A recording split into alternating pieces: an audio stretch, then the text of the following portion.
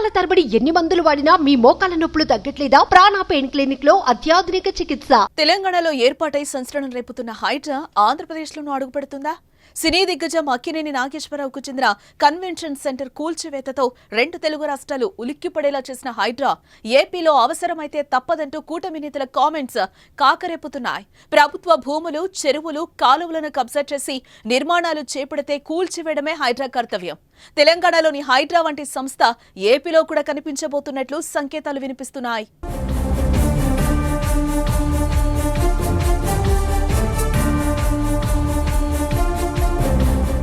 YCP ప్రభుత్వ హయాంలో అక్రమార్కులు ఆక్రమించిన భూములను స్వచ్ఛందంగా అప్పగించారని మంత్రి నారాయణ హెచ్చరించారు. వైజాగ్లోని కాపులుప్పాడ డంపింగ్ యార్డ్ను ఎమ్మెల్యే గంటా శ్రీనివాసరావుతో కలిసి ఆయన పరిశీలించారు. అక్కడ సాలిడ్ వేస్ట్ మేనేజ్మెంట్ ప్లాంట్ను సందర్శించారు. అనంతరం నారాయణ మీడియాతో మాట్లాడారు. రిషికొండ భవనాలపై సీఎం చంద్రబాబు దృష్టి సారించారని, అందరితో చర్చించి ఆయన నిర్ణయం తీసుకుంటారని అన్నారు. ప్రభుత్వ స్థలాలు, పార్క్ ఆక్రమణలను వదిలిపెట్టకపోతే ఆంధ్రప్రదేశ్లో కూడా హైడ్రా తరహాలో ఓ సంస్థను ఏర్పాటు చేయాల్సి ఉంటుందని హెచ్చరించారు ఆయన. ఇతర దేశాలు సాలిడ్ వేస్ట్ మేనేజ్మెంట్ నిర్వహణలో దుర్వాసన లేదు. అదే విధానంపై అధ్యయనం చేసి ఇక్కడ అమలు చేస్తాం.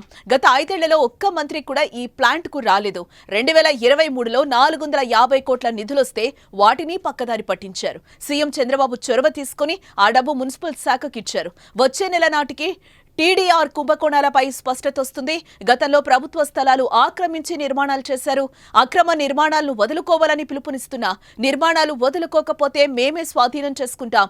ఆక్రమించి నిర్మించిన భవనాల్లో కొన్నింటిని ఇప్పటికే కూలగొట్టామని నారాయణ అంటున్నారు.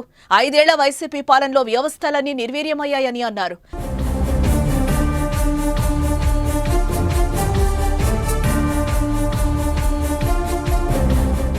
అప్పటి సీఎం జగన్ ఇంటిని వదిలి బయటకు వచ్చేవారు కాదని, దీంతో ఎమ్మెల్యేలు, మంత్రులు వాళ్ల ఇష్టానుసారంగా వ్యవహరించారని ధ్వజమెత్తారాయన.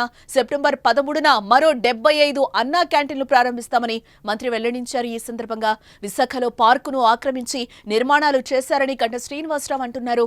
అక్రమ నిర్మాణాలు చేపడితే హైడ్రా తరహాలో చర్యలు మొదలు పెట్టాల్సి ఉంటుందన్నారు.